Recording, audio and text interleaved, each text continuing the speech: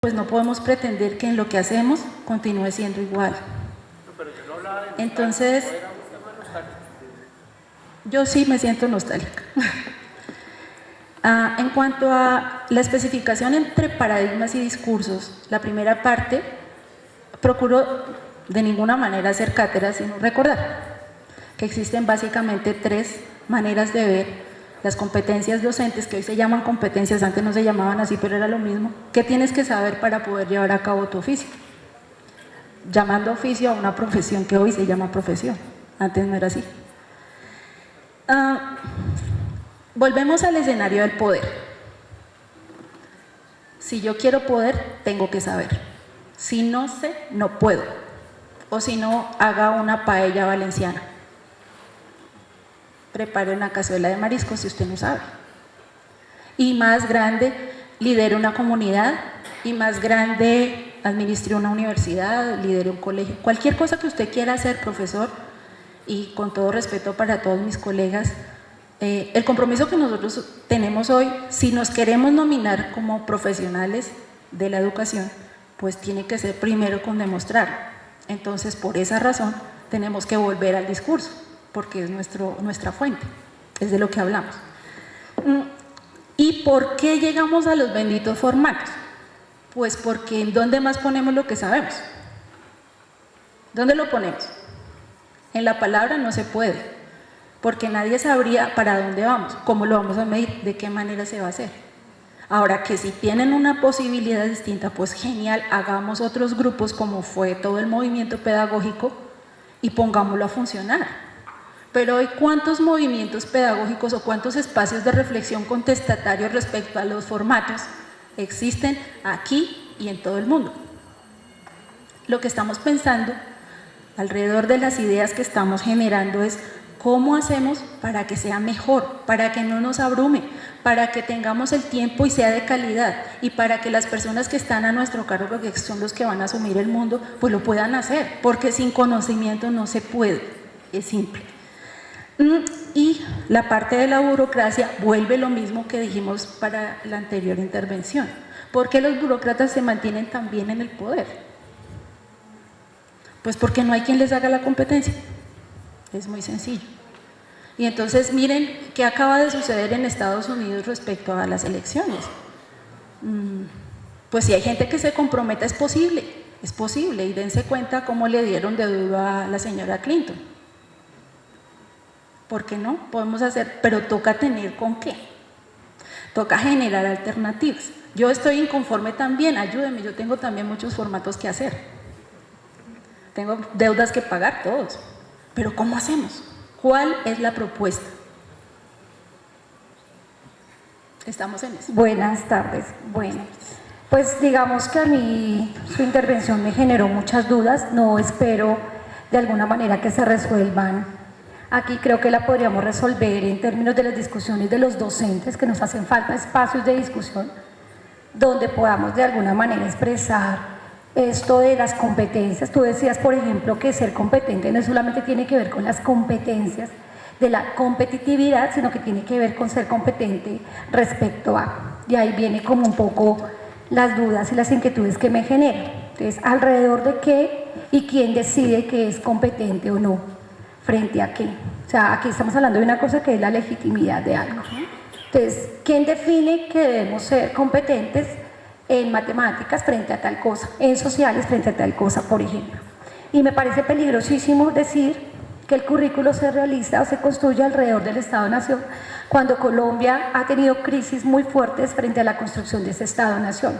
Entonces, ¿cómo y frente a qué se construye el currículo en un país como el nuestro? Sobre todo porque en la fase 2 que tú muestras, dice que ese currículo debe estar adecuado a la acreditación. ¿Quién define la acreditación en el mundo, por ejemplo? Entonces, eso ya está generando problemas de poder. O sea, si queremos discutir el poder, tenemos que discutirlo también en términos del discurso. ¿Quién construye estos discursos de las competencias que generan que finalmente nosotros terminemos generando y diseñando una serie de formatos que se supone que van a mejorar nuestro proceso pedagógico?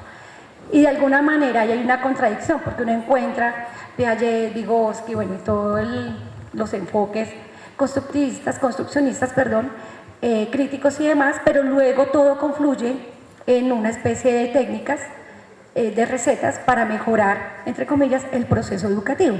Entonces un poco como que me queda la sensación, bueno, si tenemos crisis de construcción de Estado-Nación, que no es solamente de ahora, sino que ha sido histórico en Colombia, alrededor de qué vamos a construir nosotros las competencias, ¿sí? Y sobre todo que es un discurso que me parece muy peligroso en la medida en que está descontextualizado, me parece a mí, de un contexto económico, político, social y de relaciones de poder que establece que algo sea hegemónico, que algo sea dominante, mientras que los otros discursos terminan siendo opacados. Entonces un poco como que me generas dudas, me genera inquietud en la intervención que tú nos muestras y pues ojalá se genere, digamos, discusión pedagógica por parte de los docentes que posibilite que nosotros también podamos plantear otras salidas que no sean solamente las competencias como posibilidad educativa. Mi profe, no escuché cuál es tu nombre. Marcela. Gracias.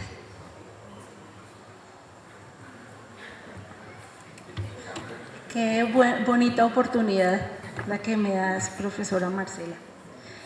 Sí, tienes toda la razón. No tengo nada que discutir. El primero de los lamentos en un intelectual o alguien que se haya preocupado por pensar en país, por pensar en horizonte de sentido en una nación como la nuestra, es la carencia de un proyecto de Estado-Nación. Y cuando tú lo buscas en la Constitución Política Colombiana, y encuentras que simplemente son un montón de enunciados alrededor de unos intereses bien particulares que no definen para dónde vamos y por lo tanto no pueden orientar los destinos del país, pues es todavía más preocupante y aún más con las intenciones de reforma constitucional que hay actualmente. Y bueno, podemos sumar y entonces cierre y vámonos porque no hay nada que hacer. Sin embargo, Foucault y otros filósofos, pensadores, incluyendo Humberto Eco y Leonardo Boff, cuando nos llaman la atención sobre el presente y todo el desarrollo latinoamericano, pues nos hacen caer en la cuenta de, bueno, el tiempo no para. El tiempo no para y de pronto nosotros no vamos a ver un Estado-Nación aún, porque pues no hay las condiciones. Estamos en un proceso que se llama el proceso de paz. Terminamos Plan Colombia y comienza Plan Colombia fase 3, que es perverso y bueno, los estudiosos de la política pues, y de la economía especialmente podrán decir para dónde vamos con eso y cuáles son los reales beneficios o dificultades que eso genera. No soy ajena a esas preocupaciones, maestra, y de hecho por eso estamos endeudados y por eso trabajamos, como decía aquí el profesor, para pensar en nación. Por eso, y de pronto en mi generación no se va a generar eso que todos queremos. ¿Cuántas veces nos hemos reunido para hablar en serio, de educación? Y de para dónde va el país.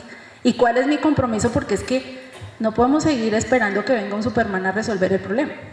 Y entonces si nos vienen a presentar un discurso como todos los que acaban de decir, para mí el profesor Maldonado ha hecho un excelente trabajo, independientemente que lo comparta o no, es una buena solución para el aquí y el ahora que tenemos en educación. Porque como lo planteaban los profesores que intervinieron anteriormente, hay muchas cosas que hacer y no nos van a esperar hasta cuando nosotros decidamos cómo va a ser el Estado-Nación. Pero por el aquí y el ahora sí podemos hacer las cosas bien y probablemente en las fisuras. Foucault nos ponía a pensar en los discursos y me gustaba mucho el análisis que presentaba la profesora Olga Zuluaga en el grupo de Historia del Pensamiento Pedagógico, cuando nos mostraba todas las etapas de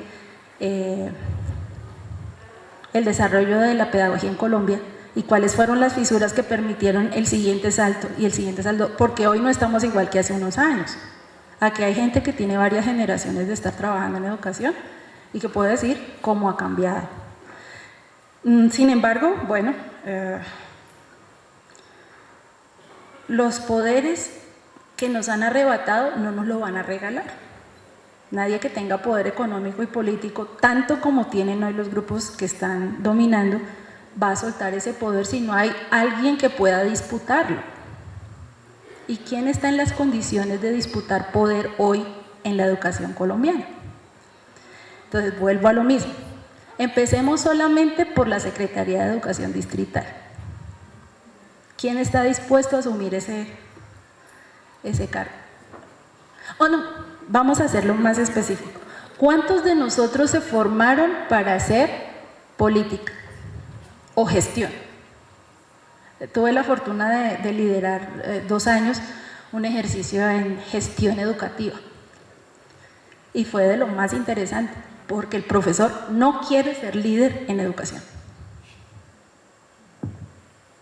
Hay personas que les gusta hacer administración educativa, que es diferente, y entonces se convierten en administradores de instituciones educativas que prestan un servicio que es el servicio público de la educación. Pero ¿cuántos de nosotros estamos dispuestos a ser líderes en educación, a generar pensamiento, a crear grupos de estudio? Porque la gente de Zuluaga y colaboradores, ellos no tenían salario cuando empezaron con el grupo. Y antes los persiguieron, y bueno, ellos vivieron toda esa novela romántica de hace unos 50, 40 años, que los perseguían y les hacían cosas y todo eso. Bien interesante, ya eso ha cambiado bastante. Pero valga la oportunidad maestra, pues para hablar de la legitimidad de nuestros reclamos. Nuestro reclamo es legítimo, donde está el horizonte de sentido para generar un proyecto nacional educativo. Pero ¿en qué momento lo vamos a construir? O sea, ¿qué vamos a esperar para empezar a pensar en esto? Y entonces hoy estoy segura que nos vamos a ir para la casa y todos vamos a volver a la misma rutina de siempre, porque hay que sobrevivir.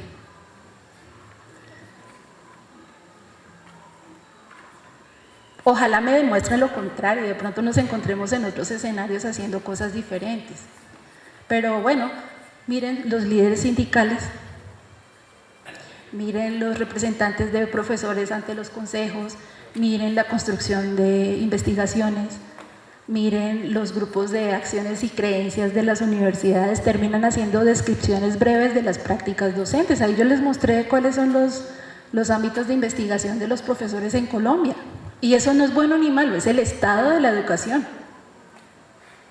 Entonces, pues, ¿de quién es también la responsabilidad? Miti miti. Una parte la tienen los grupos de poder, pues porque para eso tienen el poder. Pero de otra, nosotros tenemos un reto enorme y es hacer parte activa de pensar en país, pensar en educación. Y bueno, que venga el debate, que venga el discurso. Y bueno, sí, lo que tú dices es cierto, es, bueno, ¿cómo lo hacemos un poquito menos achacoso? Porque realmente hacer planaciones es un poquito desgastante. Pero si ya tienes un método y se hace fuerte tu método, pues puedes tener tiempo para hacer otras cosas.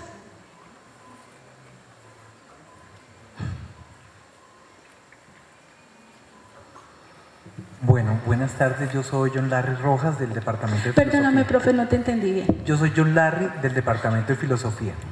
Yo tenía unas inquietudes pequeñitas menos duras que las anteriores. En la primera parte de las diapositivas aparecía mucho la relación entre teoría y praxis y aparecía mucho la relación entre teoría y práctica. Sin embargo, hacia la mitad de la presentación se desapareció, digamos, ese término. Entonces yo quisiera como que nos de pronto ampliaras un poco cuál es el sentido de la propuesta concreta en relación ya con la finalidad de la presentación, que parece ser la estructuración curricular con base en competencias y las fases que explicas al final.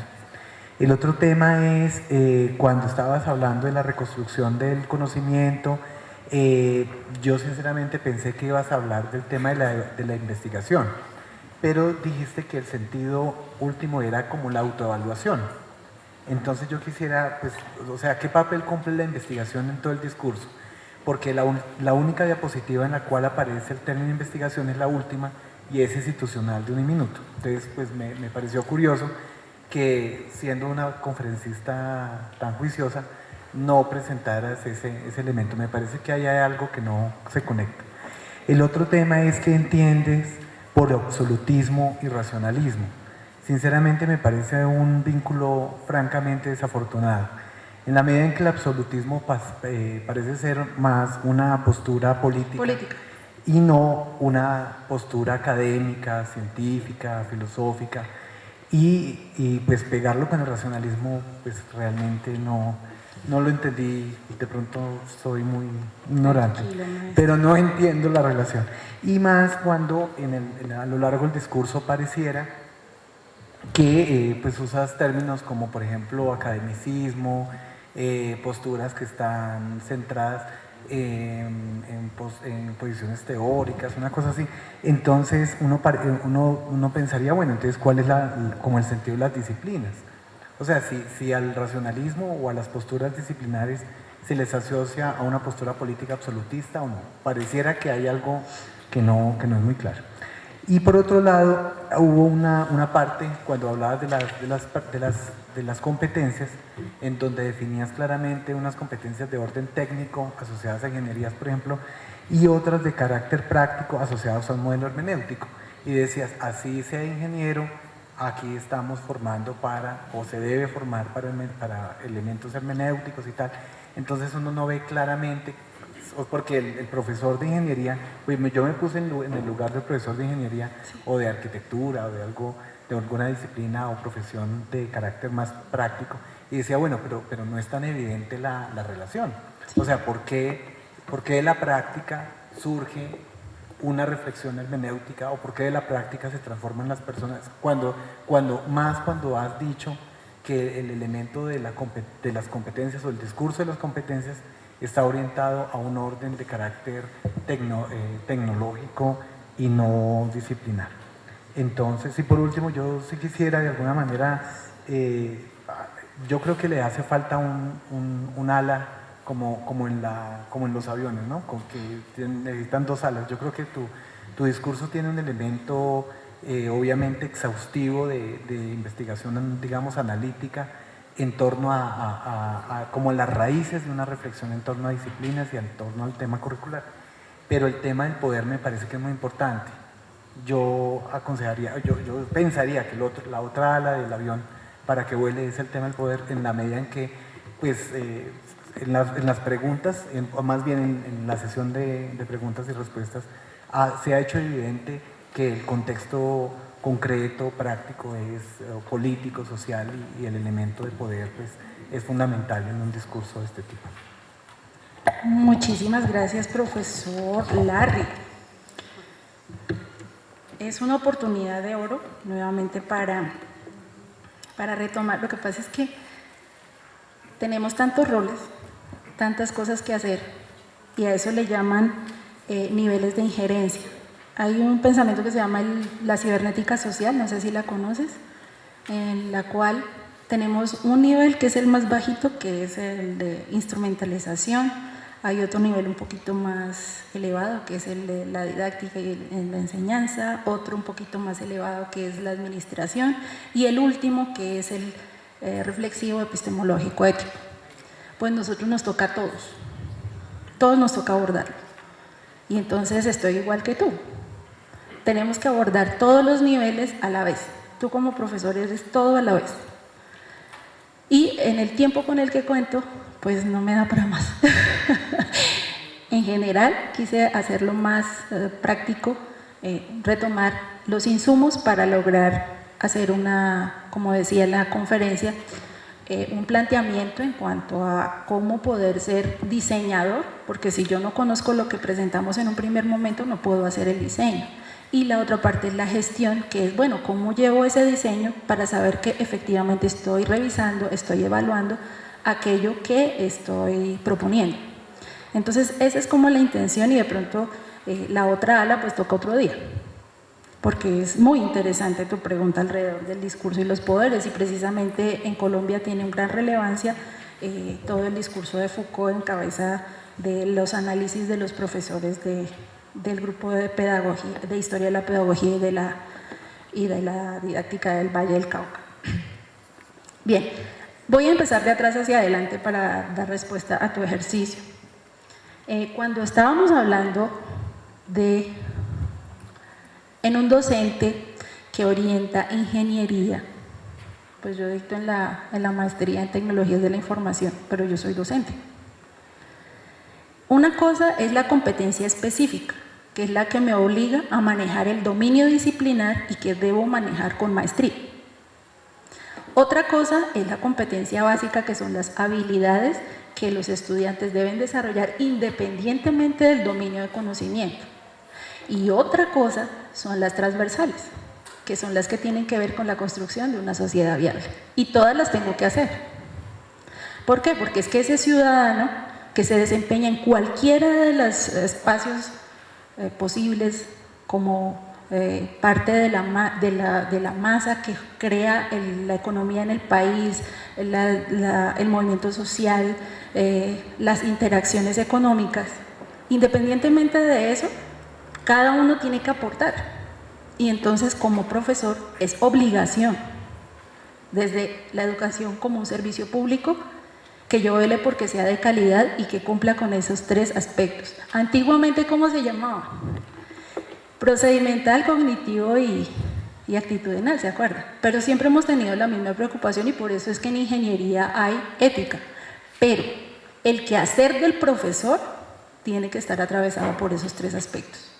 Y el profesor que enseña, es una cosa redundante, el profesor que media el conocimiento es humanista. ¿Por qué? Porque está enseñando a humanos y tiene que saber cómo aprenden, cómo evaluar ese aprendizaje, cómo motivar ese aprendizaje, cómo optimizar los medios para que no solamente se medie, sino se transforme y genere innovación. Entonces creo que es más complicado hacer de profesor para una ingeniería que para unas humanidades, porque es inherente en la humanidad, en los dominios disciplinares relacionados con las humanidades, esa transformación. En cambio, para los otros dominios es más complejo, porque no hace mucho que se está reflexionando alrededor de ello. Y cuando dije, por ejemplo, ingeniería, es porque también he tenido la oportunidad de acompañar a los compañeros de ingenierías, y es bien difícil que por un momento piensen en cómo están aportando a la construcción del país, porque es que los que hacen puentes también son ciudadanos, y las personas que responden por toda la infraestructura del país son ciudadanos, y los aspectos que nosotros manejamos dentro de esas relaciones de poder, pues tienen que generar espacios de reflexión y de ética y de moral y de solidaridad y de buenas costumbres, y bueno, todo el horizonte ético y praxeológico que se genera desde la formación en las universidades.